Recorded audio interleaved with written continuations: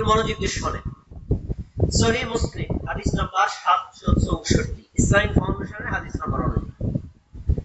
عن ابي هريره رضي الله تعالى عنه انه قال قال رسول الله صلى الله عليه وسلم আবু হুরায়রা রাদিয়াল্লাহু তাআলা আনহু বলেন, রাসূলুল্লাহ সাল্লাল্লাহু আলাইহি ওয়াসাল্লাম বলেছেন, মান সাল্লা সালাতান লাম ইয়াকরা ফিহা বিউম্মিল কুরআন ফাহিয়া খিদাজুন ফাহিয়া খিদাজুন ফাহিয়া খিদাজুন। নবী সাল্লাল্লাহু আলাইহি ওয়াসাল্লাম বলেছেন, যে ব্যক্তি নামাজ পড়লো, নামাজের মধ্যে সূরা ফাতিহা পড়লো না, তার নামাজটা অপূর্ণাঙ্গ, তার নামাজটা অপূর্ণাঙ্গ, তার নামাজটা অপূর্ণাঙ্গ। এই শব্দটা আমাদের নবী কয়বার বললেন? সবাই বলেন কয়বার? তার মানে যে ব্যক্তি নামাজ পড়ছে, নামাজের মধ্যে সূরা ফাতিহা পড়ে নাই, তার নামাজ পূর্ণ হয় নাই। আচ্ছা, এই হাদিসটা আমাদের সাহাবী আবু হুরায়রা রাদিয়াল্লাহু তাআলা আনহু তাবেঈদের সামনে বলেছেন। তাবেঈদের মধ্যে একজন তাৎক্ষণিক প্রশ্ন করে বলেছেন যে, ওয়াকিলা লি আবি হুরায়রা ইন্না নাকুনু ওয়ারাআল ইমাম, আমরা তো অনেক সময় ইমাম সাহেবের পিছনে থাকি। ভাই বলেন তো, ইমামের পিছনে যারা নামাজ পড়ে তাদেরকে কি বলা হয়? মুক্তাদি। কি বলা হয়? মুক্তাদি। বলতেছেন, আপনি যে বললেন যে যে ব্যক্তি নামাজ পড়ে, নামাজের মধ্যে সূরা ফাতিহা পড়ে না, তার নামাজটা অপূর্ণাঙ্গ। ইমাম যদি সূরা ফাতিহা না পড়ে, তার নামাজটা অপূর্ণাঙ্গ। আর একা একা কেউ যদি নামাজ পড়ে, তার নামাজটা অপূর্ণাঙ্গ। কিন্তু যদি মুক্তাদি হয়ে সূরা ফাতিহা না পড়ে, তাহলে তার নামাজটা কি অপূর্ণাঙ্গ থাকবে? এই প্রশ্ন করেছে একজন তাবেঈ রাসূলের সাহাবী আবু হুরায়রার কাছে। এখন আবু হুরায়রা উত্তর শোনেন। তিনি বলছেন, ইকরা বিহা ফি নাফসিক, তুমি যদি ইমামের পিছনে মুক্তাদি হয়েও থাকো, তাহলে তুমি ইমামের পিছনেও সূরা ফাতিহাটা মনে মনে পড়ো। আচ্ছা, এই যে মুক্তাদিদেরকে সূরা ফাতিহা পাঠ করতে বললেন রাসূলের সাহাবী আবু হুরায়রা, এই মাসআলাটা ইখতিলাফ। তবে আমি আপনাদের সামনে আজকে এই মাসআলাটা এমন ভাবে পেশ করব, দেখবেন যে একজন আহলুল হাদিস আর একজন হানাফি একই সাথে একই জামাতে নামাজ পড়বে, একটু দ্বন্দ্ব নাই। সবার আমার দিকে খেয়াল করবেন, অন্যদিকেও তাকাবেন, সবাই খেয়াল করে শুনবেন। দেখেন, একটু আগে আমি নামাজ এখানে ঈশা নামাজ জামাতের সাথে পড়েছি। আমার ওই ভাই আপনাদের এলাকার মাদ্রাসা হাফিজি মাদ্রাসার মুহতামিম, তিনি জামাতের সাথে নামাজ পড়েছেন। আমার কাছে খুব ভালো লাগছে এই দিক থেকে যে তিনি যখন নামাজটা পড়েছেন, সূরা ফাতিহা পড়েছেন, প্রত্যেক আয়াতের পর পর ওয়াকফ করেছেন, মানে থেমে থেমে পড়েছেন। এক শ্বাসে বা দুই শ্বাসে সূরা ফাতিহা পড়েন নাই। আর হাদিসে এভাবে উল্লেখ করা আছে, যখন নামাজ পড়বেন কিরাত একেবারে সুন্দর শান্তশিষ্ট ভাবে প্রত্যেক আয়াতের পর পর ওয়াকফ করে পড়া, এটা নবী মুহাম্মদ সাল্লাল্লাহু আলাইহি ওয়াসাল্লামের সুন্নাত আর সাহাবীদের সুন্নাত। একটু খেয়াল করেন। এখন মুক্তাদিকে সূরা ফাতিহা পড়তে হবে, এটা হলো আহলুল হাদিসের মাসআলা। সবাই আমাদের তাকান। হানাফিদের মাসআলা মুক্তাদিকে সূরা ফাতিহা পড়া যাবে না। আমি দুই মাসআলাকে একত্র করে একটা সমাধান দিব, দেখবেন কোনো দ্বন্দ্ব নেই। কি? হানাফিরা মুক্তাদিকে সূরা ফাতিহা পড়তে না পারার নিষেধের কারণ হলো, বলে ভাই ইমাম যে সূরা ফাতিহা পড়তেছে, সূরা ফাতিহা কি কোরআন না? বা কোরআন। তো কোরআন যদি কেউ পড়ে, সেটা কি আপনার শোনা দায়িত্ব না? দায়িত্ব। তাহলে কোরআনেই তো আল্লাহ বলছেন, ফাইযা কুরিয়াল কুরআনু ফাসতামিউ লাহু, যখন কেউ কোরআন পড়ে তুমি মনোযোগ দিয়ে শোনো। এখন যদি আপনি ইমাম সাহেব সূরা ফাতিহা আপনিও পড়েন, তাহলে আপনি শুনবেন কিভাবে? এই জন্য হানাফি আলেমগণ বলেছেন, না, মুক্তাদি যেহেতু আপনি ইমামের সূরা ফাতিহা পড়তেছেন, আপনি শুনবেন, আপনার পড়া দরকার নাই। এখন আহলে হাদিসটা কি পড়তে হবে না? দেখেন, একেবারে চমৎকার সমাধান, কোনো সমস্যা নাই। ইমাম যদি প্রত্যেক আয়াতের পর পর ওয়াকফ করে পড়েন। আমি আজকে কি করেছি জানেন? আমার এই ভাই যখন বলেছেন আলহামদুলিল্লাহি রাব্বিল আলামিন, আমি তাকে শুনছি, ওই সময় কিছুই পড়ি নাই। এই যখন আলামিন বলে থেমেছেন, আমি তখন আস্তে আলহামদুলিল্লাহি রাব্বিল আলামিন। আবার যখন তিনি পরে আয়াতটা বলেন আর রহমানির রহিম, আমি তাকে শুনছি।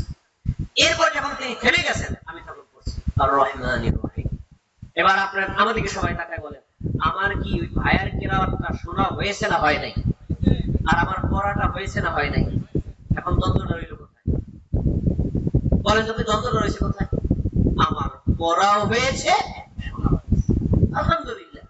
এখন এর পরেও যদি কেউ না বলে, না ইমাম সাহেবের কিরাআতটা আমি শুনবান করব না, আলহামদুলিল্লাহ পড়েন।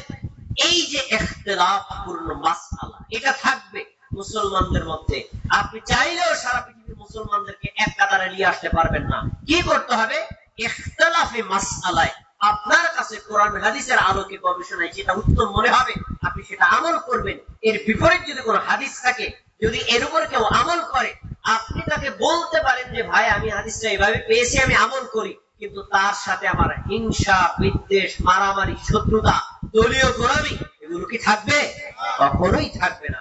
এই নীতি যদি কেউ অবলম্বন করে, আমি গ্যারান্টি দিয়ে বলতে পারি আজকে শামীম ভাই তিনি একজন হানাফি লোক, তার স্টেজে যদি আমি আহলে হাদিস আলোচনা করতে পারি, তাহলে আহলে হাদিসের স্টেজেও একজন হানাফি আলেম আলোচনা করতে পারবে, তাতে কোনো সন্দেহ হবে না। আমরা এরকম সহ অবস্থান চাই না আমরা ঝগড়া বিবাদ চাই? কোনটা চান? এটাই হলো ইসলামের মূলনীতি। ভাই আমাকে জোর দিয়ে বলেছেন, ভাই আপনি কথা বলবেন যে মুসলমানরা কিভাবে ঐক্যের মধ্যে থাকবে। আল্লাহ তাআলা কোরআন মাজিদ কি বলেছেন? এই আয়াতটাও সাধারণ মানুষের মুখস্থ হয়ে গেছে। আল্লাহ বলেছেন ওয়াতাসিমু বিহাবলিল্লাহি জামিআ ওয়ালা তাফাররাকু, তোমরা আল্লাহর রশিকে ঐক্যবদ্ধভাবে ধারণ করো আর বিভিন্ন দল আর উপদলে বিভক্ত হয়ে যেও না। আয়াতে দুইটা আদেশ, একটা হলো পৃথিবীর যত মুসলমান আছে, আর ইংল্যান্ডের মুসলমান, সৌদি আরবের মুসলমান, বাংলাদেশের মুসলমান, আরবের মুসলমান, অনারবের মুসলমান, সব মুসলমান থাকবে এক, কখনো বিভিন্ন দলে উপদলে বিভক্ত হবে না। তাহলে ঐক্য থাকা এটা ফরজ, আল্লাহর আদেশ। বিভক্ত হওয়া এটা হারাম, আল্লাহর নিষেধ। দুইটা জিনিস কিন্তু, ঐক্য থাকা ফরজ আর অনৈক্য হওয়াটা কি? হারাম। এখন ঐক্য কি সকল ক্ষেত্রে হবে না? ইসলামের বিষয়গুলো দুই ধরনের, একটা হলো মেইন মেজর আসল ইস্যু, এগুলোতে সব মুসলমান এক, কোনো পার্থক্য থাকতে পারবে না।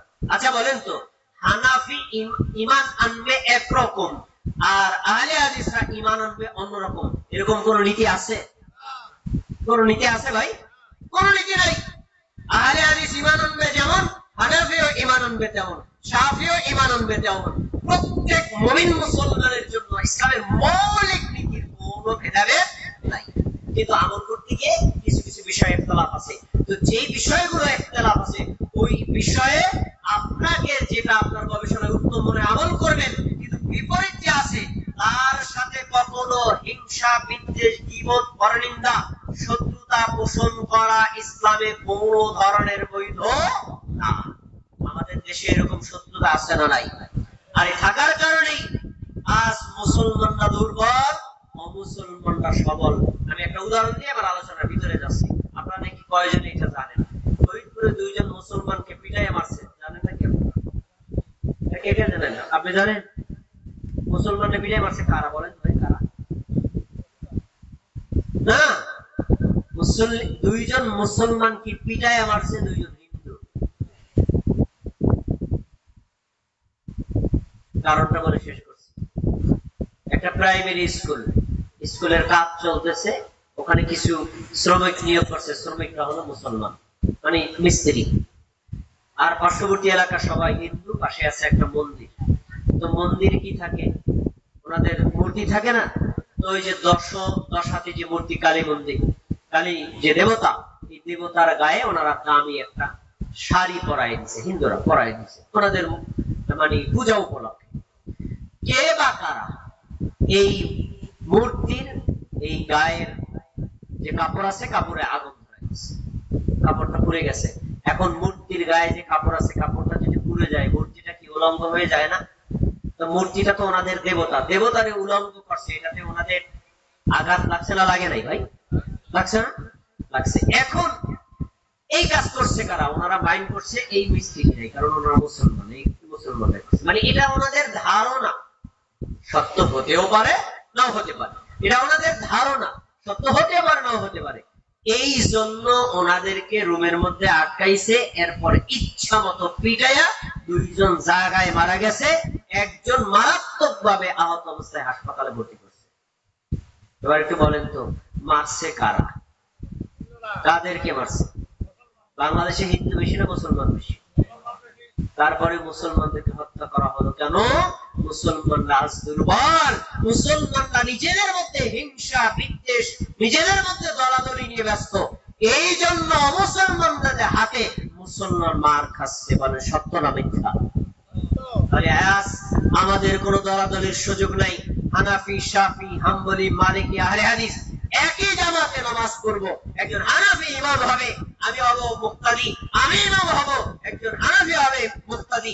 এভাবে যদি আমরা ভাই ভাই গায়ে গায়ে মিলে দ্বীনের উপর আমল করতে পারি, দ্বীনের প্রচার করতে পারি, ইসলামের শক্তি বাড়বে না কমবে? তাহলে আমরা এই মুসলমানদের মধ্যে দলাবলি ভেদাভেদ চাই না। সব মুসলমানকে আল্লাহ এক ঐক্যবদ্ধ ভাবে দ্বীনের উপর অটল অবিচল থাকার তৌফিক দান করুন, বলেন আমিন। আমি ওই ইখতিলাফি মাসআলাটা সমাধান দিয়ে দিয়েছি। এই ইখতিলাফি মাসআলাটা বলার জন্য আমি হাদিসটা বলি নাই। এবার আমার মূল কথা, সবাইকে আমার দিকে আবু হুরায়রা এরপরে আরেকটা হাদিস বলেছেন, হাদিসটা করছি, চমৎকার হাদিস।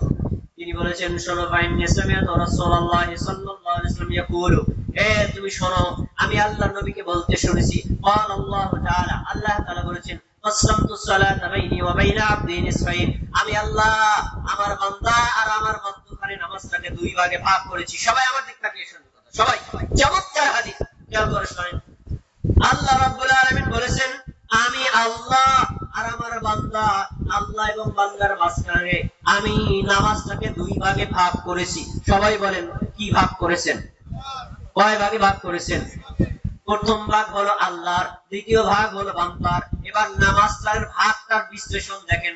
আল্লাহ তাআলা বলেন, ইযা ক্বালাল আবদু আলহামদুলিল্লাহি রাব্বিল আলামিন, কোন আল্লাহর বান্দা, কোন আল্লাহর বান্দি যখন নামাজে দাঁড়ায়, নামাজে দাঁড়িয়ে সূরা ফাতিহা পড়ে, সূরা ফাতিহার প্রথম আয়াতটা যখন বলে আলহামদুলিল্লাহি রাব্বিল আলামিন, সমস্ত প্রশংসা বিশ্বের প্রতিপালক কার জন্য? বলেন, আল্লাহর জন্য।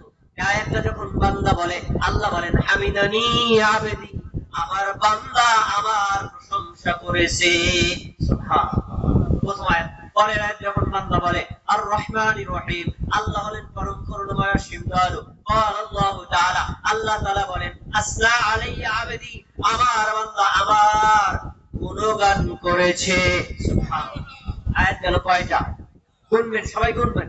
পরের আয়াত, বান্দা যখন বলে মালিক ইয়াউমিদ্দিন, আল্লাহ হলেন বিচার দিবসের মালিক, আল্লাহ তাআলা তখন বান্দার জবাবে বলে আসনা আলাইয়া আবদি ওয়া ফাওয়াদা ইলাইয়া আবদি ওয়া মাজ্জাদানি আবদি, আমার বান্দা আমার মর্যাদা ঘোষণা করেছে। সুবহানাল্লাহ। আয়াত গেছে কয়টা? সবাই বলেন কয়টা? সূরা ফাতিহা মোট আয়াত কয়টা? 7টা, 3টা গেছে। এবার চতুর্থ আয়াত দেখেন, বান্দা যখন নামাজে দাঁড়িয়ে বলে ইয়াকা না'বুদু ওয়া ইয়াকা নাস্তাঈন, আমরা একমাত্র আপনারই ইবাদত করি আর একমাত্র আপনার কাছেই সাহায্য চাই। এই 4 নম্বর আয়াতটা পড়লে আল্লাহ তার বান্দার জবাবে বলেন হাযা বাইনি ওয়া বাইনা আবদি, এই আয়াতটা হলো আমার অর্ধেক, আমার বান্দার অর্ধেক। বান্দা তার অর্ধেকে যা চায় আমি আল্লাহ তাই দিয়ে দিব। কতটুকু আল্লাহর, কতটুকু বান্দার? ইয়াকা না'বুদু, আমরা একমাত্র আপনার ইবাদত করি। এই আপনার মানে কি বলেন?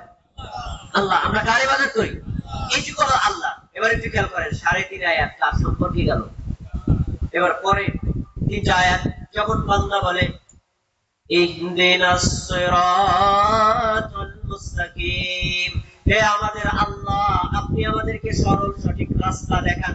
হেদায়েত, ইহদিনা মানে আমাদের হেদায়েত প্রদর্শন করেন। কোন হেদায়েত? সিরাতাল মুস্তাকিম, ওই সিরাতাল মুস্তাকিমের রাস্তা আমাদেরকে দেখান। সিরাতাল লাযিনা আন'আমতা আলাইহিম, ওই রাস্তা দেখান যেই রাস্তায় চলার কারণে লোকদেরকে আপনি নিয়ামত দান করেছেন। তারা কারা? নবীগণ, শহীদগণ, সিদ্দিকগণ, সালেহগণ। এই 4 শ্রেণীর লোকেরা আপনার নিয়ামত পেয়েছে, তাদের রাস্তায় আমাদেরকে চালান, বলেন আমিন। গায়রিল মাগদুবি আলাইহিম ওয়ালাদ-দাল্লিন, আল্লাহ যাদের উপর আপনি রাগ করে আছেন, ইহুদি জাতি, তাদের পথে আমাদেরকে চালাবেন না। ওয়ালাদ-দাল্লিন, যারা পথভ্রষ্ট খ্রিস্টান জাতি, তাদের পথে আমাদেরকে চালাবেন না। দাল্লিন বললে সূরা ফাতিহা শেষ হয় নাকি হয় না? এবার তো আমাদের খেয়াল করুন, দাল্লিন বলে শেষ করলাম। এই যে শেষ করছে না, এবার বান্দা, এবার বান্দির জবাবে আল্লাহর হাযা লিআবদি, এই অংশগুলো আমার বান্দার, ওয়ালি আবদি মা সাআলা, আমার বান্দা তার অংশের মধ্যে যা চাইলো আমি আল্লাহ তাই তাকে দিয়ে দিলাম। আচ্ছা, আমি হাদিসটা শেষ করছি, কয়েকটা প্রশ্ন করবে, দেখি কার কার মনে আছে।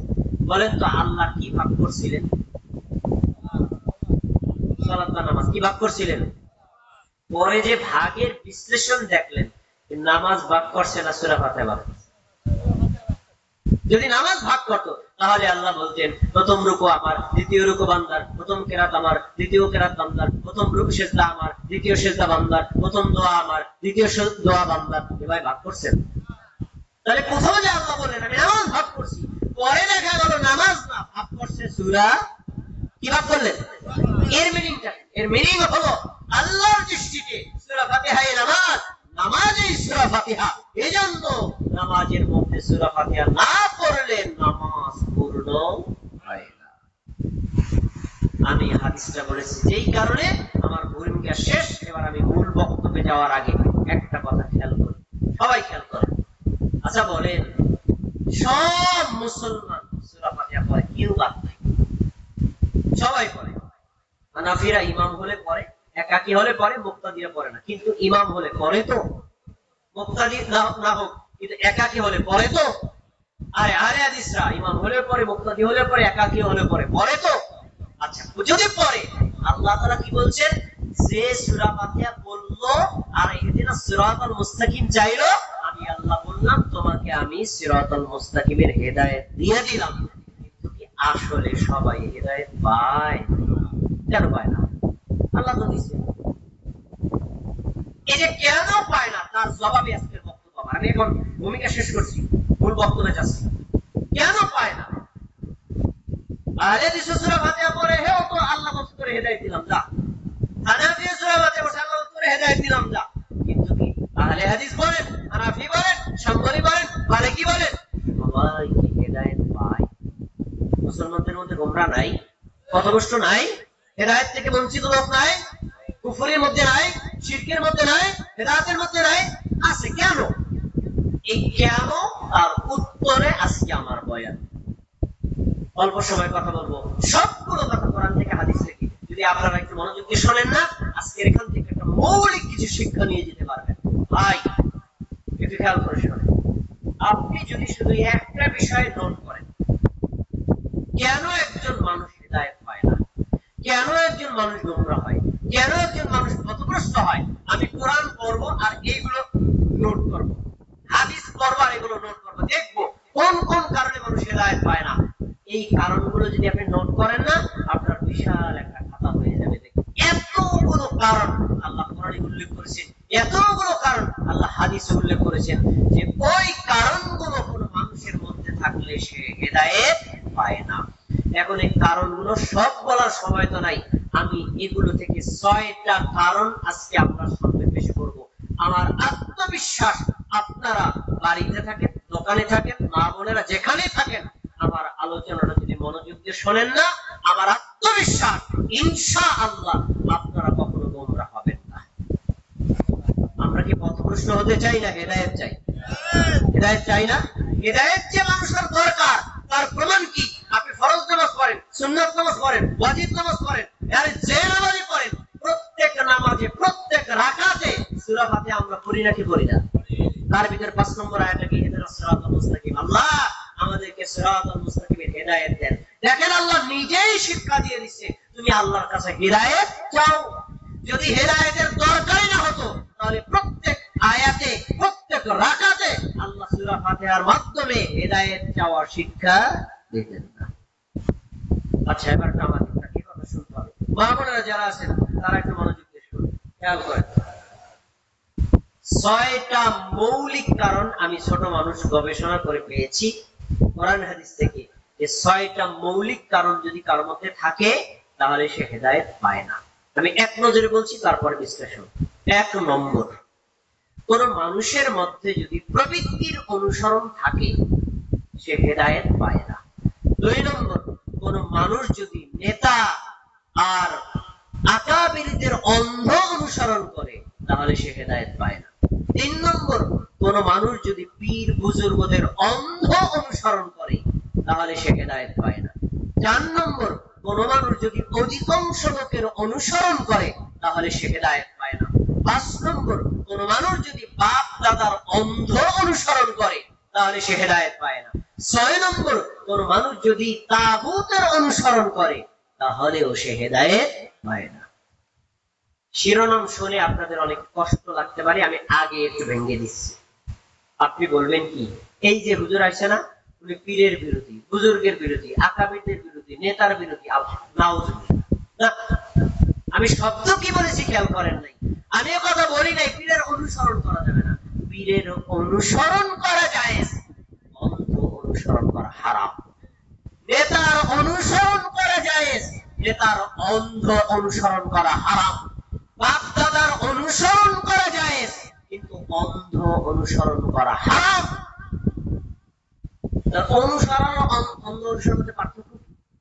অনুসরণ মানে আমি জন্মের পর আমার বাবা মাকে যে সকল কর্ম করতে দেখেছি, আমি কোরআন হাদিস পড়ে যদি দেখি আমার বাবা মা যে কর্মগুলো করতেছে কোরআন হাদিসের বিরোধী না, তাহলে এই বাবা মার কর্মগুলো আমার জন্য মান্য করা জরুরি।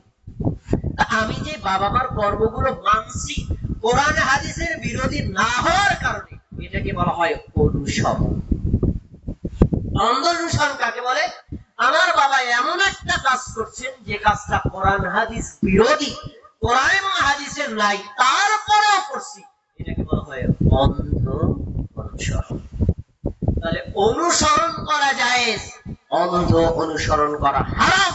কোন মানুষের মধ্যে যদি অন্ধ অনুসরণ থাকে তাহলে সে হেদায়েত গ্রহণ করতে পারে না।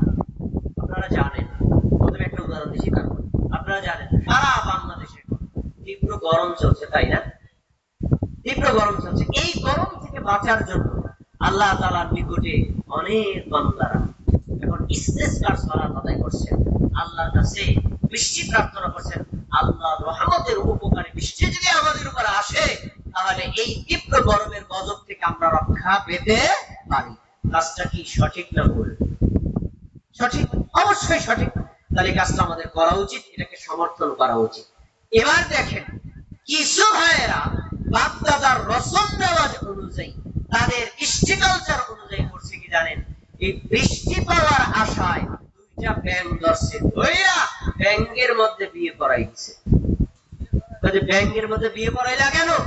দুইটা ব্যাঙে বিয়ে করাই এই জন্য, ব্যাঙের মধ্যে বিয়ে হলে নাকি আসমান থেকে বৃষ্টি বর্ষণ হয়। বলেন এই কথা কোরআনে আছে না হাদিসে আছে? এ ভাই কোথায় আছে বলেন? এখন তাদেরকে যদি বলি এটা আপনি কোথায় বলেন? কোরআন হাদিস তো বাইরে, তাদেরকে করতে দেখছি, পূর্বপুরুষ করছে, জাতি বুড়াবুড়িরা করছে, তাই আমরা করি।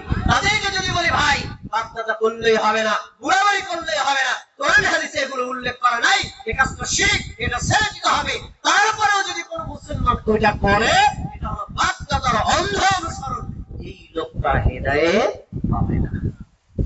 তাহলে আমরা কি অন্ধ অনুসরণ করব না অনুসরণ করব? অনুসরণ। আচ্ছা আসুন এবার 6টার বিশ্লেষণ। বেশি সময় তো আমি পাবো না, আমি 6টার 2-3টা এক একটা করে 2টা করে আয়াত বলে একটা করে উদাহরণ দিয়ে আলোচনা শেষ করব। সবাই খেয়াল করে শুনেন। 6টার প্রথম কারণ হলো প্রবৃত্তির অনুসরণ করা। প্রবৃত্তিটা কি আগে আমাকে বুঝতে হবে। প্রবৃত্তি হলো আমার মনে যেটা ভালো লাগে আমি এটা করব, আর মনে যেটা ভালো লাগে না আমি এটা করব না। ইসলামী শরিয়াতে আল্লাহ আদেশ করেছেন না নিষেধ করেছেন, নবী সাল্লাল্লাহু আলাইহি ওয়াসাল্লাম করতে বলেছেন না না করেছেন, এগুলোর কোনো বিবেচনা নাই। বরং সে যেটা ভালো লাগে এটা গ্রহণ করে, যেটা ভালো লাগে না এটা গ্রহণ করে, মানে নিজের মন মতো আমল করে। এই নিজেদের মন মতো আমল করে যারা, তাদেরকে বলা হয় প্রবৃত্তির অনুসারী। ইসলামে কি প্রবৃত্তির অনুসরণ করার কোনো সুযোগ আছে? নাই।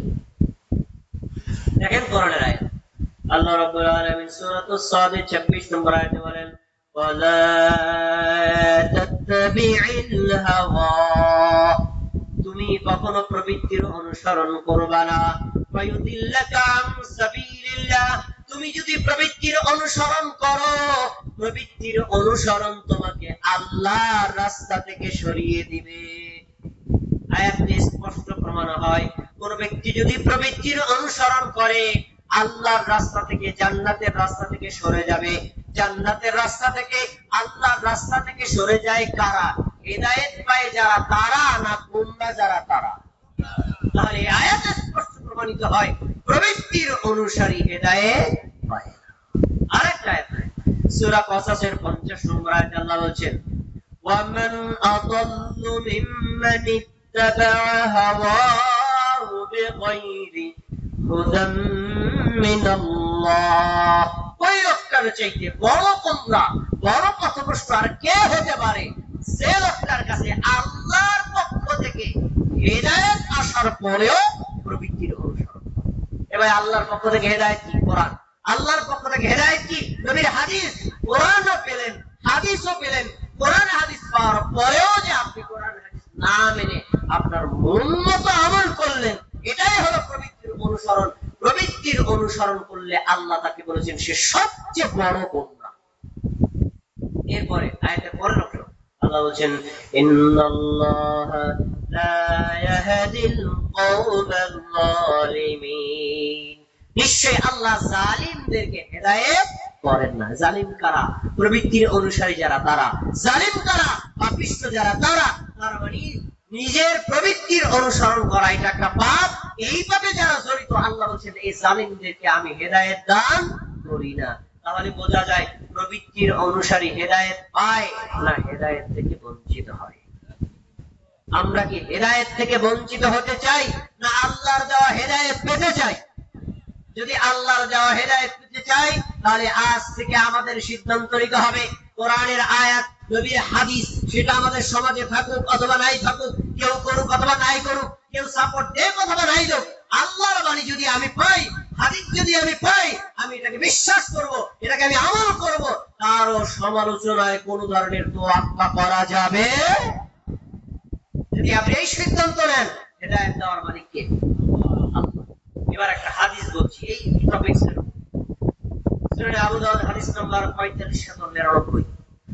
মুআবিয়া রাদিয়াল্লাহু তাআলা বলেন, নবী সাল্লাল্লাহু আলাইহি ওয়াসাল্লামকে আমি নিজে বলতে শুনেছি, তিনি বলেছেন, ওয়া ইন্নাহু সায়াখরুজু ফি উম্মতি আকওয়ামুন তাজারা বিহিম তিলকাল আহওয়া কামা ইয়াতাজারাল কালবু বিসাহিবিহি লা ইয়াবকা মিনহু ইরকুন ওয়ালা মাফসিলুন ইল্লা দাখালা। নবী সাল্লাল্লাহু আলাইহি ওয়াসাল্লাম বলেছেন, অচিরেই আমার উম্মতের মধ্যে এমন একটা দল আসবে, তার মানে নবীর জামানায় ছিল না, পরে আসছে, দল আসবে। তাদের বৈশিষ্ট্য হলো তারা মানুষের প্রবৃত্তির পূজা এমন ভাবে তাদের শরীরে প্রবেশ করবে, কুকুরে কামড় দিলে জলাতঙ্ক রোগের ভাইরাস যেমন প্রত্যেকটা শিরায় উপশিরায় ঢুকে যায়, তাদেরও ওইরকম ভাবে প্রবৃত্তির অনুসরণ ঢুকে যাবে। নাউযুবিল্লাহ। এখন এই হাদিসটার দ্বারা আমরা একটা শিক্ষা পাই, প্রবৃত্তির অনুসারীকে আমাদের নবী জলাতঙ্ক রোগের ভাইরাসের সাথে তুলনা করেছেন। জলাতঙ্ক রোগটা কি? কুকুরে যদি আমাকে কামড় দেয়, আমি যদি চিকিৎসা না করি, কুকুরটা যদি পাগলা কুকুর হয়, ভালো কুকুর হলে আলহামদুলিল্লাহ কোনো সমস্যা হয় না, পাগলা কুকুর হয়, তাহলে আমাকে জলাতঙ্ক রোগে আক্রান্ত। জলাতঙ্ক মানে কি? জল মানে পানি, আতঙ্ক মানে ভয়, পানির ভয়। পানির এত পিপাসা, এক গ্লাস পানি আমি দেব, খাওয়ার জন্য এত চাহিদা, পানি নিলেই ভয়, খেতে পারে না। এই রোগকে কি বলা হয়? জলাতঙ্ক। তার মানে হাতে পানি নিয়েছে, খাওয়ার চাহিদা আছে, খেতে পারে না। ঠিক এই কাজটাকে রাসূল সাল্লাল্লাহু আলাইহি ওয়াসাল্লাম করেছেন, যে যারা প্রবৃত্তির অনুসারী তাদের সামনে কোরআন তুলে ধরবা, কোরআনের আয়াত পড়বে, বিশ্বাস করবে, দেখবে আছে, তারপরে বলতে পারবে না। হাদিস খুলবা, খুলে দেবা, তারপরে পড়বে, তারপরে বলতে পারবে না। কারা? প্রবৃত্তির অনুসারী যারা। আসেন এবার একটু উদাহরণ। আমাদের সমাজে কিছু মানুষ আছে, তো ইসলামের সব ভালো লাগে, সব ভালো, ইসলামে কত সুন্দর আদব কায়দা, পিতামাতার সাথে ভালো ব্যবহার এবং মানুষের হক রক্ষা করা, প্রাণীর হক রক্ষা করা, খুব সুন্দর সুন্দর বিধান আছে, খুব ভালো লাগে। দুইটা জিনিস ভালো লাগে। কোন দুইটা জিনিস ভাই? এক নম্বর হলো এই যে মানে পুরুষদেরকে বলা হয়েছে দাড়ি রাখতে, দাড়ি রাখলে কেমন বুড়া বুড়া মনে হয়, খ্যাত খ্যাত মনে হয়, এই জিনিসটা ভালো লাগে। খেয়াল করে শোনেন। আর একটা কি ভাই? আর একটা হলো এই যে মা বোনদেরকে একেবারে কালা বোরকার মধ্যে আটকে জেলখানার মধ্যে, এই তীব্র গরমেও তাদেরকে বোরকা পরিয়ে রাখে, এই জিনিসটা আমার ভালো লাগে না। মানে ইসলামের সবই তার পছন্দ, দুইটা জিনিস তার পছন্দ না। আপনারা বলেন তো দুইটা বিধান কি হুজুররা বানাইছে না কোরআন হাদিসে আছে? তো কোরআনের বিধান কার বিধান? আর হাদিসের বিধানটা আল্লাহর বিধান, কিন্তু নবীর মাধ্যমে আসছে। তাহলে আল্লাহর বিধান, ইসলামের বিধান, ঈমানের বিধান, তাওহীদের বিধান, এই বিধানটা আপনার পছন্দ হোক অথবা না হোক, আপনার ভালো লাগুক অথবা নাই লাগুক, আর আপনি আমল করতে না পারেন কিন্তু বলতে পারেন না এই দুইটা জিনিস আমার ভালো লাগে না, পছন্দ না, যদি আপনি করেন তাহলে আপনি প্রবৃত্তির অনুসারী, আপনাকে আল্লাহ হেদায়েত দিবেন না। এই দুইটা জিনিস কি ইসলামের খারাপ না ভালো? দাঁড়িয়ে রাখা খারাপ, নারীদের পর্দায় থাকা খারাপ না ভালো? ভালো। কিন্তু ওনার সব ভালো লাগে, দুইটা জিনিস ভালো লাগে কেন? ওনার মনের চাহিদা। তাই মনের চাহিদা দিয়ে ইসলাম চলে না, তোমার পছন্দ অপছন্দ দিয়ে ইসলাম চলে না। ইসলাম চলে আল্লাহর বাণী কোরআন দিয়ে, ইসলাম চলে নবীর বাণী হাদিস দিয়ে। নবীর বাণীতে যদি থাকে, আল্লাহর বাণীতে যদি থাকে, তোমার পছন্দ হলেও যা, না হলেও তা, ওটা মান্য করা মুমিনদের জন্য কাজ। এক নম্বর কারণটা শেষ করে দিলাম, আসলে আবার 2 নম্বর কারণ, নেতা এবং আকাবিরদের অনুসরণ করা। নেতা বলতে আমরা কি বুঝি? বাংলাদেশ গণতান্ত্রিক দেশ, এখানে রাজনৈতিক সংগঠন আছে, ধর্মীয় সংগঠন আছে, সামাজিক সংগঠন আছে। সংগঠন থাকতে পারে, সংগঠনের কর্মীও থাকতে পারে, সংগঠনের নেতাও থাকতে পারে, এগুলো ইসলামের সাথে সাংঘর্ষিক না। কিন্তু সংঘর্ষ কোন জায়গায়? আপনি যে নেতার অনুসরণ করেন, নেতা যদি কোরআনের আয়াতের বিরুদ্ধে বক্তব্য দেন, আপনি তা মেনে নেন। নেতা যদি হাদিসের বিরুদ্ধে বক্তব্য দেন, তারপরে আপনি মেনে নেন, কেন? আপনার নেতা তাই। এই যে নেতার অন্ধ অনুসরণ করে যারা, জাহান্নামে নিক্ষিপ্ত হবে তারা, তারা কখনো হেদায়েত পাবে না।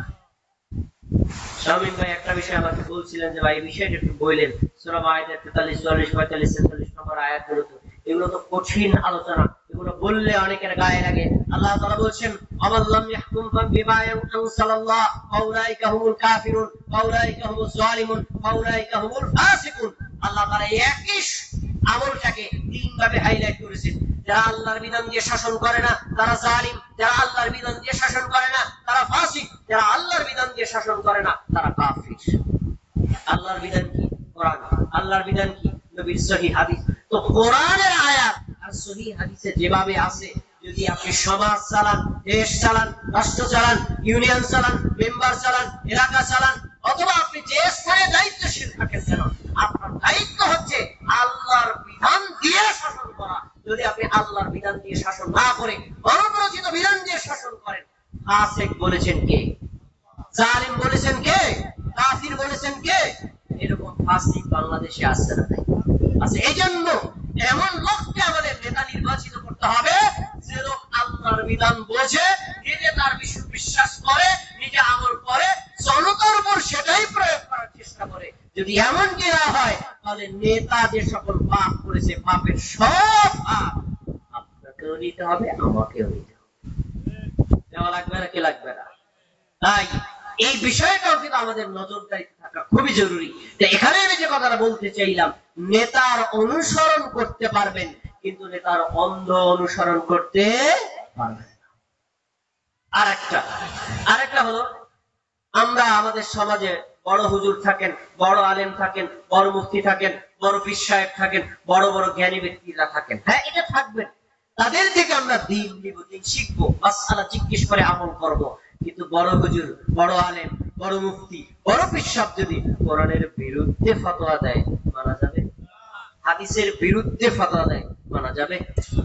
কিন্তু আমাদের সমাজে কিছু মানুষ আছে যে তাদের এতটা অন্ধ অনুসারী, তার চোখের সামনে কোরআনের আয়াত খুলে দেখানো উপায়, আয়াত ঠিক আছে, হুজুর যেহেতু বলে নাই তাই আমল করা যাবে না। এমন লোক আছে না নাই? শোনেন তাদের জন্য আয়াত, সূরাতুল আহজাব 66, 67, 68 নম্বর আয়াত। আল্লাহ বলছেন, ইয়াউমা তুকাল্লাবু ওজুহুহুম ফিন্নার ইয়াকুলুনা ইয়া লাইতানা। কিয়ামতের দিন কিছু মানুষকে চেহারা নিচের দিক দিয়ে, পা উপরের দিক দিয়ে জাহান্নামে নিক্ষেপ করা হবে। জাহান্নামে নিক্ষিপ্ত হওয়ার সবাই তারা বলবে ইয়া লাইতানা, হায় আমাদের জন্য আফসোস, আতা'নাল্লাহ, আমরা যদি আল্লাহর আনুগত্য করতাম, ওয়া আতা'নার রাসূলা, আমরা যদি রাসূলের অনুসরণ করতাম। তার মানে আল্লাহ এবং আল্লাহর রাসূলের অনুসরণ করলে আজকে চেহারা নিচের দিক দিয়ে, পা উপরের দিক দিয়ে অপমানিত হয়ে জাহান্নামে নিক্ষিপ্ত হওয়া লাগতো না। আফসোস করবে যারা আল্লাহর কথা মানে না, মানে কোরআনের কথা মানে না, যারা রাসূলের কথা মানে না, মানে হাদিস মানে না, তাদের ব্যাপারে বলা হয়েছে তাদেরকে চেহারা নিচের দিক দিয়ে পা উপরের দিক দিয়ে জাহান্নামে নিক্ষেপ করা হবে। নিক্ষিপ্ত হওয়ার সময় আফসোস করে বলবে, হায় হায়, আমি যদি কোরআন হাদিস মানতাম তাহলে এভাবে আমাকে শাস্তি দেওয়া হতো না। তারপর তার কি বলবে খেয়াল করে শোনে, অকালু, তারা বলবে রব্বানা, হে আমাদের রব আল্লাহ, ইন্না আতা'না সাদাতানা ওয়া কুবারানা, আমরা কি দোষ করেছি? আমাদের কোনো দোষ নাই। আমাদের রাজনৈতিক নেতা ছিল, নেতার কথা মানছি, কোরআন হাদিস মানি নাই। আমাদের ধর্মীয় নেতা ছিল, ধর্মীয় নেতা যা বলেছে মানিছি, কিন্তু কোরআন হাদিস মানি নাই। আমাদের সামাজিক নেতা ছিল, তারা যা বলছে মানছি, কিন্তু কোরআন হাদিস মানি নাই।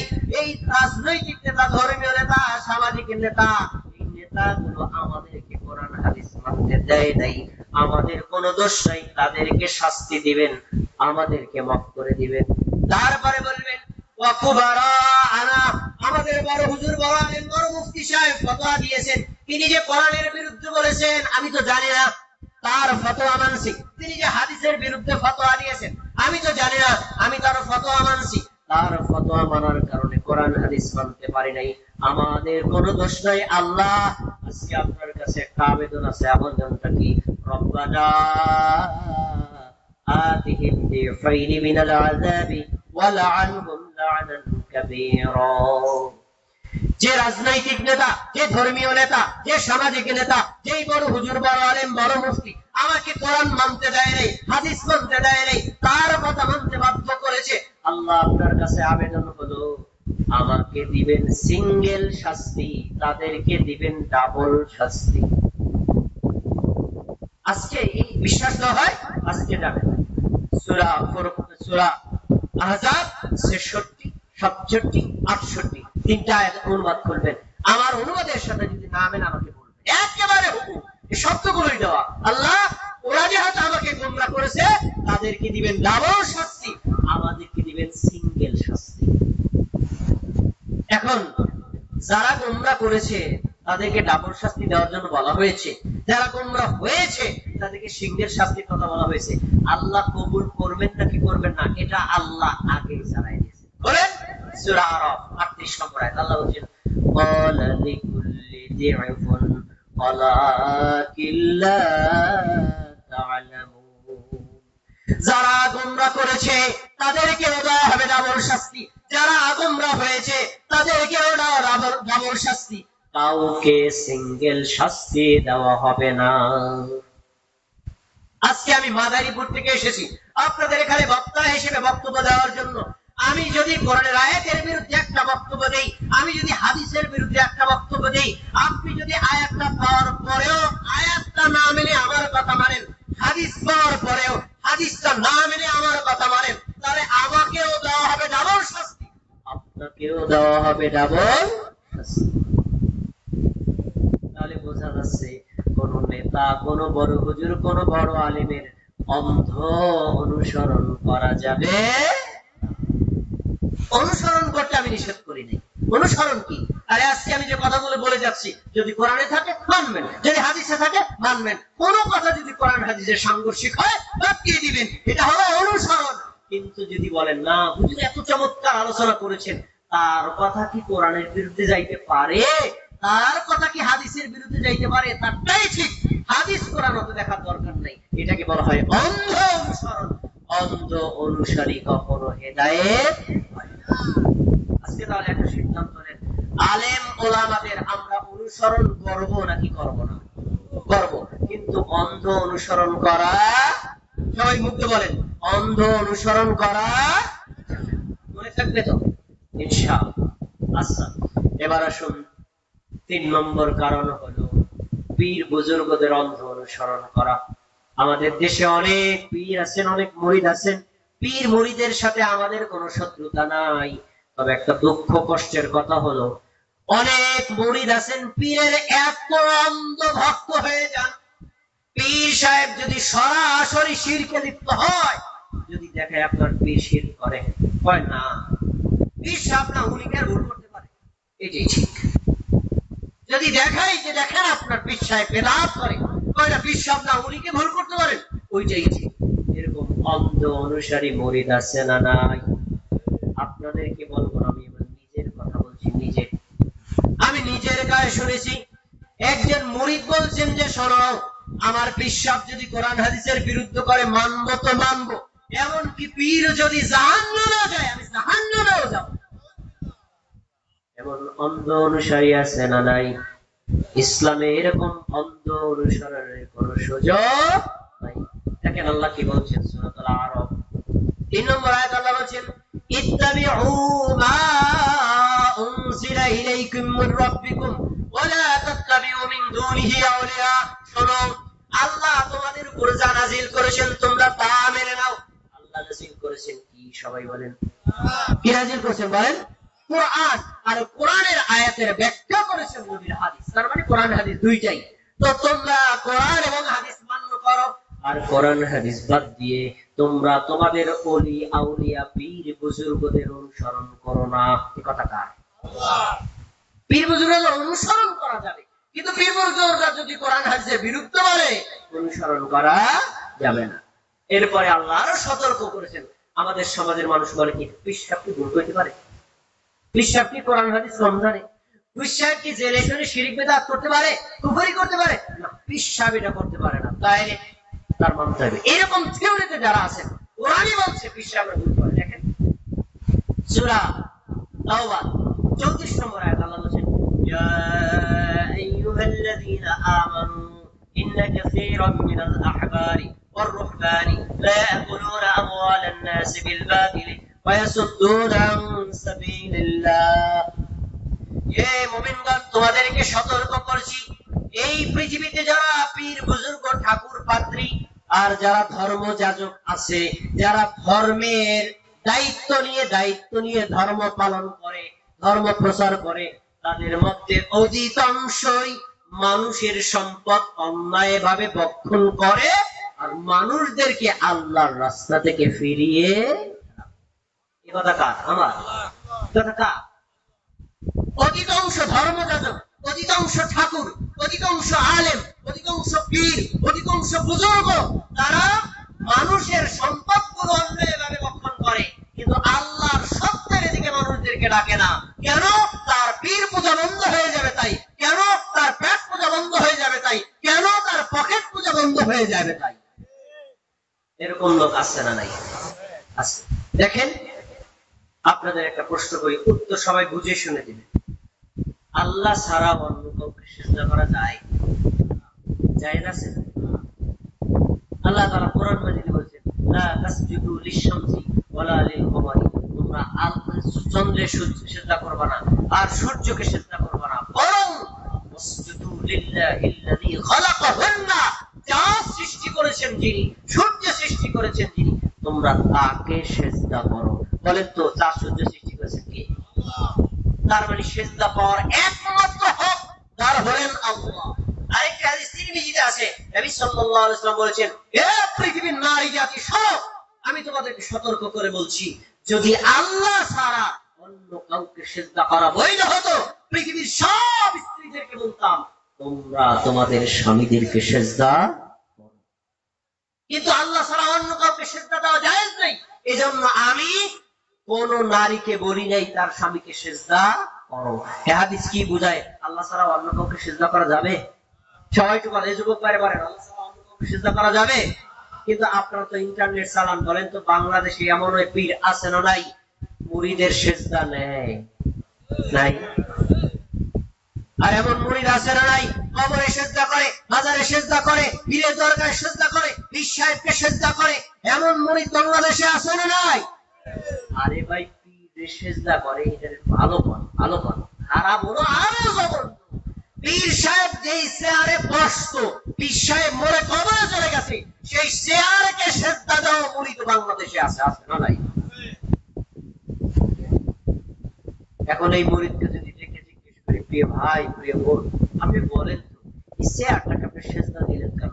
সেজদা তো আল্লাহকে দেওয়া উচিত, আল্লাহ ছাড়া অন্য কাউকে সেজদা দিতে আল্লাহ নিষেধ করেছেন, নবী নিষেধ করেছেন। আল্লাহ নিষেধ করেছেন, আদেশ করেছেন, বিশ্বাস খারাপ জানেনি? বিশ্বাস যখন জীবিত ছিলেন, আমি পীরের পায়ে সেজদা দিতে পীর মানা করে নাই, বরং পিঠের উপর হাত দোয়াই দিয়ে আমার উপর সন্তুষ্ট হয়েছে। তাহলে যদি এটা জায়েজ না হইতো, তাহলে আমার পীর কি করতো? কোরআন হাদিস বুঝি না, বিশ্বাস যা করছে তাই করবো, এমন লোক বাংলাদেশে আছে নাই? এটাই বলা হয় অন্ধ অনুসরণ। এরকম পীর বুজুর্গদের অন্ধ অনুসারী যারা, হেদায়েত পায় না তারা। এরকম অন্ধ অনুসরণ করা যাবে? যাবে না। আমরা কি করব? একজন পীর, একজন বুজুর্গ ব্যক্তিকে সম্মান করব, শ্রদ্ধা করব, তাকে ভালোবাসবো, ধর্ম জানার জন্য তার কাছে প্রশ্ন করব, জানার পর যেটা কোরআন হাদিস অনুযায়ী হয় আমরা সেটা মানব, আমল করব। কিন্তু যখনই আমার কাছে স্পষ্ট হবে বিশ্বাসের এই ফতোয়াটা কোরআনের বিরোধী, পীরের ফতোয়াবাদ, কোরআন মানব। বিশ্বাসের এই ফতোয়াটা হাদিস বিরোধী, পীরের ফতোয়াবাদ, আমরা হাদিস মানব। এইভাবে যদি মানা হয়, ইসলামে পীর মুরিদ আর তখন নাজায়েজ থাকে না। তাহলে আমরা কি পীর বুজুর্গকে আমি মানতে নিষেধ করছি? আপনাদেরকে মানতে নিষেধ করছি? মানবেন, কিন্তু অন্ধভাবে মান্য করা। আচ্ছা, এবার আসেন 4 নম্বর কারণ, খুবই গুরুত্বপূর্ণ। এই রোগে আক্রান্ত এখানে অনেক ভাইরা আছে। কি? অধিকাংশ লোকের অনুসরণ করা। আমরা কথায় কথায় রেফারেন্স দিই, সমাজের অধিকাংশ মানুষ যা করে তাই করতে হবে, সমাজের অধিকাংশ লোক যেদিকে চলে সেদিকে চলতে হবে। এর পক্ষে আমরা জাল হাদিস বানাইছি। 40 জন আছে যেখানে, আল্লাহও থাকে সেখানে। শুনছেন না শোনেন নাই? ভুয়া কথা, না আছে কোরআনে, না আছে হাদিসে। 10 জন যেদিকে, আল্লাহও থাকে সেদিকে, এরকম বলে নাকি বলে না? টোটাল মিথ্যা কথা মিয়া। অধিকাংশ লোক যা করে তা করতে হবে, এটা কোরআনেও নাই, হাদিসেও নাই, বরং কোরআন হাদিসে তার বিপরীত কথা আছে। ভাই, সংখ্যা গরিষ্ঠতা সত্যের মাপকাঠি নয়, সংখ্যা লঘিষ্ঠতাও সত্যের মাপকাঠি নাই। কোরআন হাদিস যেখানে, আমরা থাকবো সেখানে, আর অধিকাংশ লোক যেখানে, ওদিকে যাওয়া যাবে না। এটা ইসলামের কোন নির্দেশ? বিশ্বাস হয় না? কোরআনের আয়াত বলেন। আপনি আমি যে রেফারেন্স গুলো দিচ্ছি রেকর্ড করে নেন, বাসায় গেলে আয়াতগুলো মিলাবেন, দেখবেন আয়াত মিলে নাকি। সূরা নাহল 36 নম্বর আয়াত করে দেখেন, আল্লাহ কি বলছেন? আমা ইয়াত্তাবিউ আকসারুহুম ইল্লা যান্নান ইন্নায যান্না লা ইউগনি মিনাল হাক্কি শাইআ। পৃথিবীর অধিকাংশ মানুষগুলো ধারণার অনুসরণ করে, কিন্তু লোকগুলো জানে না ধারণা কখনো মানুষকে সত্যের সন্ধান দিতে পারে না। পৃথিবীর অধিকাংশ মানুষ কোরআনের অনুসরণ করে না, হাদিসের অনুসরণ করে না, আল্লাহর অনুসরণ করে না, অধিকাংশ মানুষ ধারণার অনুসরণ করে। সবাই যেহেতু করে, এরকমই হবে। সবাই যেহেতু বলে, তাহলে এটাই হবে। এই সবাই যা করে, সবাই যা বলে, এই ধারণার উপর অনুসরণ করে অধিকাংশ লোক। এজন্য আল্লাহ বলেছেন, ধারণা দিয়ে ধর্ম পালন করা যাবে না। এরকম ধারণার বশত অধিকাংশ লোক যা করে তার করতে হবে, এমন লোক আছে না? হিন্দুদের মধ্যে আছে, খ্রিস্টানদের মধ্যে আছে, বৌদ্ধদের মধ্যে আছে, মুসলমানদের মধ্যে আছে। কয়েকদিন আগে, হয়তো 10 দিন আগে, আমি একটা ফার্মেসিতে গেছি। ফার্মেসির যিনি ফার্মাসিস্ট, তিনি একজন হিন্দু। সবাই খেয়াল করে শোনেন, উনি একজন হিন্দু। আমি তাকে বললাম, ভাই আপনি কি আপনাদের ধর্মগ্রন্থ পড়েছেন? গীতা, ভাই মহাভারত, এগুলো পড়ছেন? যদি পড়েন, আপনি আমারে বলেন তো আপনাদের গীতা মহাভারতের কোন জায়গাতে উল্লেখ করা আছে যে মানুষ মারা গেলে তার লাশটাকে তুলতে হবে? সবাই কি আমার কথা শুনতেছেন? কোথায় বলে তো? ভাই আমি কোথাও পাইনি। পান নাই তো আপনি, এরপরও যে আপনাদের আত্মীয় স্বজন মারা গেলে কোরআন, কারণ দেখেন এটা ও যে বাপদাদার আমল থেকে চলে আসতেছে, অধিকাংশ ঠাকুররা বাইনে নিছে, আর এলাকায়ও চলতে আছে। কিন্তু আমি যদি এর বিরুদ্ধে কথা বলি, তারা নাকি আমার নাস্তিক বানায় দূর করে দেয়। এই জন্য আমি কিছু বলিও না। কিন্তু ভাই আমার বাবার আমি পড়াই নাই, তার বাবারে কি করে নাই? পড়াই নাই।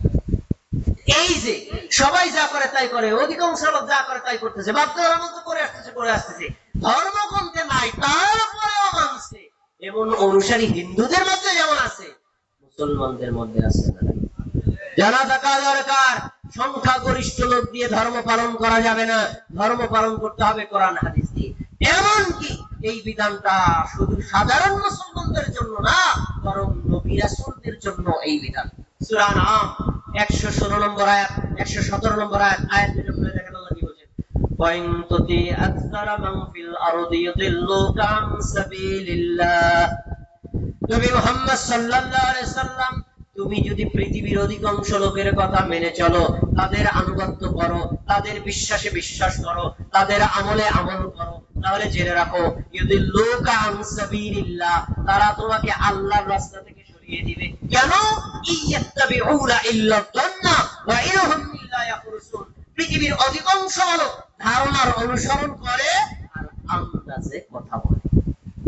ধারণা আর আন্দাজ ইসলামের কোন দলিল না। ইসলামের দলিল হলো কোরআন, ইসলামের দলিল হলো হাদিস। কোরআন আর হাদিস অনুযায়ী যদি কেউ কথা বলে, সে যদি পৃথিবীর মধ্যে একজন মানুষ হয়, তার কথাই মানতে হবে। আর কোরআন হাদিসের বিরুদ্ধে যদি কেউ বলে আর করে, সে যদি পৃথিবীর সব মানুষ হয়, তাদের কথা মান্য করা যাবে না। একটা উদাহরণ, ইব্রাহিম আলাইহিস সালাতু ওয়াস সালাম, তাকে আপনারা চিনেন নাকি চেনেন না? দেখেন নাই, কিন্তু নাম শুনছেন না? একজন আল্লাহর প্রিয় নবী, প্রিয় রাসূল ইব্রাহিম আলাইহিস সালাম। ইব্রাহিম আলাইহিস সালাম যখন নবুয়ত পেলেন, তিনি তাওহীদের দাওয়াত দেওয়া শুরু করলেন। খেয়াল করে শুনুন, ইব্রাহিম আলাইহিস সালামের জামানায় তিনি একা ছিলেন তাওহীদবাদী, আর পৃথিবীর সব মানুষ ছিল মুশরিক। কবর পূজারী, পীর পূজারী, ব্যক্তি পূজারী, দল পূজারী, স্থান পূজারী, মূর্তি পূজারী, এই পূজা দিয়ে ভরে গেছে। এক আল্লাহর ইবাদতকারী ব্যক্তি ছিলেন কে বলেন? ইব্রাহিম আলাইহিস সালাম। ঘটনা আপনাদের জানা আছে, আমি একটু মনে করে দিচ্ছি। তো ইব্রাহিম আলাইহিস সালামের বাবা নিজে আজর, সেও ছিল মূর্তি পূজারী। তখন বাবারে বুঝাইছে, বাবা তুমি যে নিজ হাত দিয়ে যেটারে বানাও, আমার এটার সিজদা করো, এটা কি তোমার কমন সেন্সে ধরে না? তখন বাবা রেগে গেছে, এই বেটা তুই বা কি করছিস? আপনারা মধ্যে করে আসতে করা যাবে না মানে? তখন ইব্রাহিম আলাইহিস সালাম মানুষদেরকে বোঝানোর জন্য একটা কৌশল করছে। ওনাদের যে মূর্তি পূজা হয় না, এই পূজার আগের দিন মন্দিরে গিয়া একটা কুড়াল নিয়ে আসে, ছোট মূর্তি সবগুলো ভাঙছে, লাইনটা কুড়ালটারে বড় মূর্তির সামনে ঝুলাই দিয়ে আয় বসে। সকালবেলা সবাই মূর্তি পূজা করতে যায়, দেখে কি এখন মাহবুব ছোটগুলো সব গেড়ি গুড়ি সব ভেঙে গেছে। একজন বড় যেটা, এটার কান্দে কুড়াল আছে। এখন সবাই বলতেছে আমরা আজকে আনন্দের সাথে পূজা করার জন্য, এই কামটা করলাম। ওনারা কি কষ্ট পাইছে না খুশি হয়েছে বলেন? প্রত্যেক মানুষ তাদের ধর্মীয় দেবতাদের সম্মান করে, এইটাকে অপমান কেউ সহ্য করতে পারে না। কে করছে? তো সবাই ধরে নিছে যে আমাদের এই মূর্তি পূজার বিরুদ্ধে একটা মানুষই কথা বলে, কেউ তো বলে না। ইব্রাহিম আলাইহিস সালাম দেখে আনছে, ইব্রাহিম আলাইহিস সালামকে জিজ্ঞেস করছে এগুলো করছে। ইব্রাহিম আলাইহিস সালাম সত্য কথাটাকে ঘুরায় বলছে, এই আমাদের টাকা যে এইগুলোর মধ্যে বড়টা করছে। এই যে দেখেন, এইগুলোর মধ্যে বড়টা করছে, মানে এখানে যে সব লোক আছে তাওহীদবাদী হিসেবে আল্লাহর কাছে বড় কে? ইব্রাহিম আলাইহিস সালাম না। বাকি সবাই ছোটাই যে আঙ্গুলটা দিয়েছে নিজের দিকে, মানে সত্য কথাটাই বলছেন। ওরা আঙ্গুলের দিকে না তাকায়, তাকাইছে তার কথার দিকে। এগুলোর মধ্যে বড়টা করছে, মানে ওই যে বড় মূর্তি আছে না, ওইটা নিজে ছোট উদারে ভাঙছে। এখন ওরা বলছে কি করছে? এই ইব্রাহিম ওই কি খাইতে পারে, কথা বলতে পারে, হাঁটতে পারে, কুড়াল কানতে নিতে পারে, টাকা ওরে বাড়ি দিতে পারে, তো ও আবার ছোটগুলোর ভাঙতে যাবে। তখন ইব্রাহিম আলাইহিস সালাম বলছে, এই বুঝটা যে তোমাদের আছে, মূর্তি কোনো উপকার করতে পারে না, ক্ষতিও করতে পারে না, কারো কোনো উপকার করতে পারে না, তারপরে তোমরা তার পূজা করছো। তোমাদের কি বুদ্ধি জ্ঞান হয় নাই যে আল্লাহ ক্ষতি করতে পারেন, উপকারও করতে পারেন? আমাদের সবার উচিত সেই আল্লাহর ইবাদত করা। কথা বলেন ঠিক কিনা? ইব্রাহিম আলাইহিস সালাম একা ছিলেন তাওহীদবাদী। ঠিক এই উদাহরণটা আমরা টেনে নিয়ে যাই ফরিদপুরে টেনে নিয়ে যাই। ফরিদপুরে যারা মূর্তি পূজারী ছিলেন, তাদের মন্দিরে আগুন দিছে কে? আল্লাহ ভালো জানেন। তো যেই দশাতে মন্দিরে যে মানে কালী যে দেবতা ছিল, সেই দেবতার কাপড় পুড়ে গেল, শাড়ি পুড়ে গেল, উলঙ্গ হয়ে গেল। এখন তারা রাগ করছে, আমাদের দেবতার অপমান করছে, এজন্য দুজন মুসলমানকে হত্যা করছে। আমরা ওই হিন্দু ভাইদের প্রতি বিনীতভাবে একটা প্রশ্ন রাখছি, তোমরা তোমাদের বিবেককে জিজ্ঞেস করো, যেই দেবতা নিজের কাপড় পর্যন্ত রক্ষা করতে পারে না, এই দেবতা কি পরকালে তোমাকে রক্ষা করতে পারবে? বিবেকটাকে খাটাইয়া ইবাদত করো না। ঠিক এই কথাটা নিয়ে যান, যারা কবরে সেজদা দেয়, মাজারে সেজদা দেয়, কবরে হয়ে যায়, তাদের কাছে জিজ্ঞেস করি, কবরস্থ ব্যক্তি নিজেই তো তার মৃত্যু ঠেকাতে পারে নাই, সে আপনাকে কিভাবে ছেলে মেয়ে দিবে বলেন? তাহলে বোঝা যাচ্ছে একজন মানুষের উচিত এক আল্লাহর ইবাদত করা, ইবাদতের ক্ষেত্রে সংখ্যা গরিষ্ঠতার রেফারেন্স দেওয়া দেওয়া। আমি ইব্রাহিম আলাইহিস সালামের উদাহরণ কেন আনছি? সূরা নাহলের 120 নম্বর আয়াতটা বলে দেখেন, আল্লাহ কি বলছেন? ইন্না ইব্রাহিমা কানা উম্মাতান কানিতান লিল্লাহি হানিফা। আল্লাহ তাআলা বলছেন ইব্রাহিম আলাইহিস সালাম একাই ছিলেন আল্লাহর জন্য নিবেদিত একটা জাতি, তিনি শিরকে লিপ্ত ছিলেন না। এখন আমার দিকে তাকান, আমরা কি জানি? বাঙালি জাতি, তাই না? আমরা আমাদের আরেকটা পরিচয় হলো আমরা মুসলিম জাতি। কি জাতি বলেন? আচ্ছা, যদি বলি মুসলিম জাতি, একজন বুঝায় না বেশি লোক বুঝায়? আর যদি বাঙালি বলি, একজন বুঝায় নাকি বেশি লোক বুঝায়? শব্দটা এক বছর, কিন্তু অর্থটা কি? কয় বছর? এখন আল্লাহ তাআলা ইব্রাহিম আলাইহিস সালাম মাত্র একজন ব্যক্তি, তাকে বলেছেন একটা জাতি। আর ইব্রাহিম আলাইহিস সালামের বিপরীতে পৃথিবীর সব মানুষ মুশরিক, আল্লাহ তাদেরকে জাতি বলেন। কেন? আল্লাহর দৃষ্টিতে সংখ্যা গরিষ্ঠতার কোনো মূল্য। ইব্রাহিম আলাইহিস সালাম তাওহীদের উপর ছিলেন, হকের উপর ছিলেন। আজকে এই পুরো নড়াইল জেলার মধ্যে একজন মানুষ যদি তাওহীদবাদী থাকে, একজন মানুষ যদি কোরআনের উপর আমল করে, একজন মানুষ যদি হাদিসের উপর আমল করে, পুরো নড়াইল জেলার সব মানুষ যদি তার বিরুদ্ধে চলে যায়, আল্লাহর কাছে সব মানুষের কোনো দাম নাই। সেই লোকটা কোরআন হাদিস মানে, তাকেই আল্লাহ মূল্যায়ন করেছেন। আলহামদুলিল্লাহ। এবার একটু উদাহরণ দিই, তাহলে বুঝতে সুবিধা হবে। এই হাদিস আপনাদের মুখস্থ, হাদিস বলবো না, দেখেন মনে আছে কিনা। ইহুদি জাতি তাদের ধর্ম নিয়ে ৭১টি দলে ভাগ হয়েছিল। এক দল গিয়েছিল জান্নাতে, জাহান্নামে গিয়েছিল কয় দল? ৭০ দল। কয় দল? খ্রিস্টান জাতি তারা তাদের ধর্ম নিয়ে ৭২ দলে বিভক্ত হয়েছিল। এক দল গিয়েছিল জান্নাতে, বাকি ৭১ দল কোথায় গিয়েছিল? জাহান্নামে। পরে হাদিস আমরা কি জানি না, অচিরেই আমার উম্মত ৭৩টি দলে বিভক্ত হবে, কুল্লুহুম ফিন্নার, সব দল যাবে জাহান্নামে, একটা দল যাবে জান্নাতে। তো বলেন তো ৭৩ দলের মধ্যে জান্নাতি কয় দল? যুবক ভাইয়েরা একটু মেধাটা খাটায় কথাটা বোঝেন। ৭৩ দলের মধ্যে জান্নাতি কয় দল? জাহান্নামী কয় দল? তাহলে জাহান্নামী বেশি না জান্নাতি বেশি? আপনি যদি বলেন বেশি লোক যা করে তাই করবো, বেশি লোক যা বলে তাই বলবো, অধিকাংশ লোক যেদিকে যায় সেদিকে যাবো, অধিকাংশ লোক যা বলে তাই মানবো, তাহলে আপনি জাহান্নামীদের দলের অনুসারী। একথা কখনো বলা যাবে না অধিকাংশ লোক যা করে তাই করব। বলতে হবে কোরআন হাদিস যদি যেভাবে আমল করতে বলা হয়েছে সেভাবে করব, কোরআন হাদিস যেটা করতে বলা হয়েছে তা করব। কোরআন হাদিস যদি করতে না বলা হয় আমরা তা কখনো করব না। সমাজের লোক বললেও করব না, আর বললেও সেটা, এটা ইসলামী শিক্ষা। কিন্তু তারপরেও কিছু মানুষ আছে সংখ্যাগরিষ্ঠতার দোহাই দিয়ে কোরআন হাদিস মানতে চায় না। যারা সংখ্যাগরিষ্ঠতা দিয়ে দোহাই দিয়ে কোরআন হাদিস মানে না, আল্লাহ তাদেরকে হেদায়েত দিবেন না। আমি পরের দুইটা আলোচনা করে শেষ করছি, এরপরে প্রধান বক্তা আলোচনা খুব মনোযোগ দিয়ে পরের দুইটা পয়েন্ট আপনাকে শুনতে হবে। এই পরের দুইটা পয়েন্টের সাথে আমরা এখানে অনেকেই জড়িত আছি। পঞ্চম কারণ, বাপ দাদার অন্ধ অনুসরণ করা। ভাই, আমরা সবাই বাপদাদার সন্তান, পূর্বপুরুষদের থেকে আমরা অনেক কিছু পাই। এই পূর্বপুরুষদের থেকে প্রাপ্ত বিষয়গুলো যেগুলো সঠিক আর ভালো, এগুলো আমরা আমল করব, প্রচার করব। কিন্তু বাপদাদা পূর্বপুরুষদের মধ্যে কোন কাম যদি কোরআনের বিরুদ্ধে হয়, হাদিসের বিরুদ্ধে হয়, শিরক হয়, বেদাত হয়, কুফর হয়, নেফাক হয়, তাহলে আমরা বাপদাদার দোহাই দিয়ে ওই আমলটা করব না, বরং আমরা বাপদাদার জন্য দোয়া করব, আল্লাহ ক্ষমা করো, আর আমরা ওই ভুলটাকে বাদ দিয়ে সঠিকটা আমল করব। এটাই হলো ইসলামের নির্দেশ। কিন্তু এই ইসলামের নির্দেশ মানে কি? অনেক মানুষ আছে তার ধারে কাছেও ঘরে না। দেখেন এই নীতি ছিল কাদের? এই নীতি ছিল কাফেরদের, এই নীতি ছিল মুশরিকদের, এই নীতি ছিল বেঈমানদের। কাফের মুশরিকরা বাপ-দাদা দোহাই দিত, কোরআন হাদিস মানত না। আল্লাহ কোরআনে উল্লেখ করেছেন, সূরা বাকারা বলেন 170 নম্বর আয়াত, আল্লাহ বলেছেন ওয়া ইযা কিলা লাহুম ইত্তাবিউ মা আনজালাল্লাহ, তাদেরকে যখন বলা হতো আল্লাহ যা নাযিল করেছেন তোমরা তার অনুসরণ করো, ক্বালু, তারা বলতো, বাল নাত্তাবিউ মা আলফাইনা আলাইহি আবাআনা, কোরআন হাদিস মানতে আমরা রাজি না।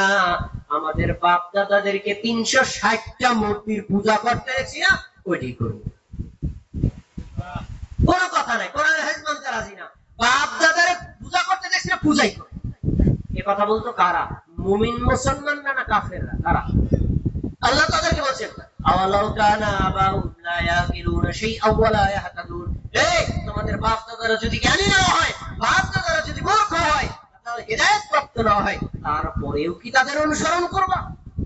সূরা লোকমানের 21 নম্বর আয়াতে বলেন, যখন তাদেরকে বলা হতো আল্লাহ যা নাযিল করেছে তোমরা তা মানো, তখন তারা বলতো বাল নাত্তাবিউ মা ওয়াজাদনা আলাইহি আবানা, আমরা আমাদের বাপ দাদাদেরকে যে আমল করতে দেখেছি, আল্লাহ করতে বলুক আর নাই করুক, ইসলামে থাকুক অথবা নাই থাকুক, আমরা এই বাপ দাদার আমলে করব।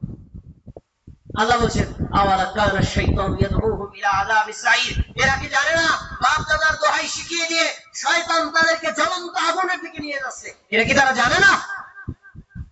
তাহলে বাপ দাদার দোহাই দিয়ে আমল করা, এটা ছিল কাদের নীতি? কাফের মুশরিকদের নীতি। একটা হাদিস আপনাদের কাছে প্রসিদ্ধ জানা আছে, আমি হাদিসটা আপনাদেরকে বলে আমি প্রসঙ্গটা শেষ করছি। সবাই খেয়াল করে শুনুন। নবী সাল্লাল্লাহু আলাইহি সাল্লামের নাম কি? সবাই বলেন, আমাদের নবীর নাম কি? সবাই বলেন কি নাম? মুহাম্মদ সাল্লাল্লাহু আলাইহি ওয়াসাল্লাম। তার বাবার নাম কি?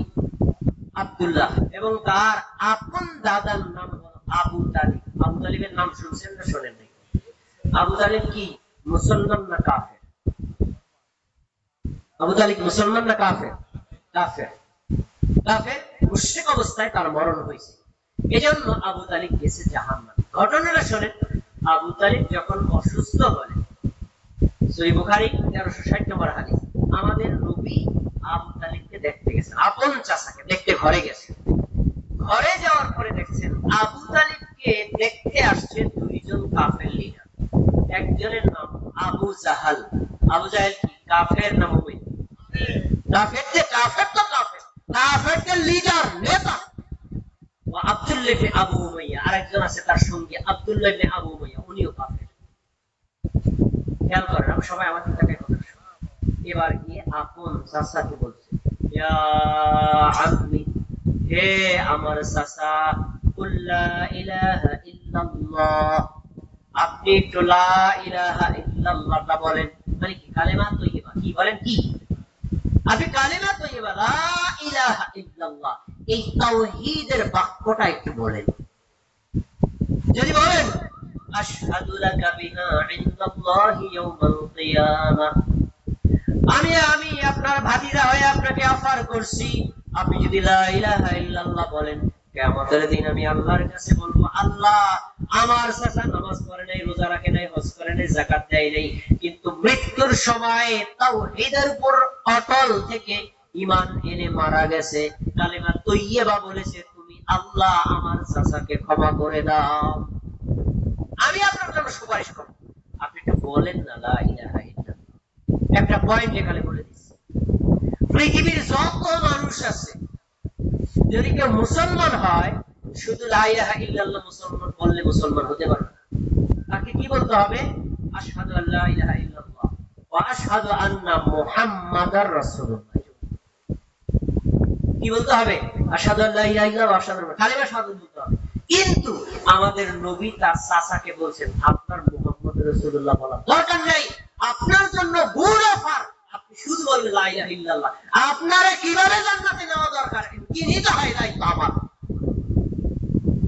আবু তালেবের মনটা একটু বলে আচ্ছা, পড়ার সময় ভাবি এটা তো কইছি লা ইলাহা ইল্লাল্লাহ বলি। মুখটা যখন পরিবর্তন হয়েছে, দেখি আপনাদের মনে আছে কিনা, আবু তালেবের পাশে কে কে বসা বলেন? আবু জাহেলের পাশে আব্দুল্লাহ ইবনে উমাইয়া। এরা কি কাফের নাকি মুসলমান? এখন আবু জাহেল চিন্তা করতেছে মৃত্যুর সময় কালেমা পড়ে মুসলমান হয়ে যাবে। এবার আবু জাহেল আবু তালেবকে বলছে, ক্বালা আবু জাহালিন শব্দটা এখন এরকম আছে, ইয়া আবা তালিব আতারগাবু আন মিল্লাতি আব্দুল মুত্তালিব, হে আবু তালিব, তুমি কি তোমার বাপ দাদার ধর্ম ছাইড়া দিবা?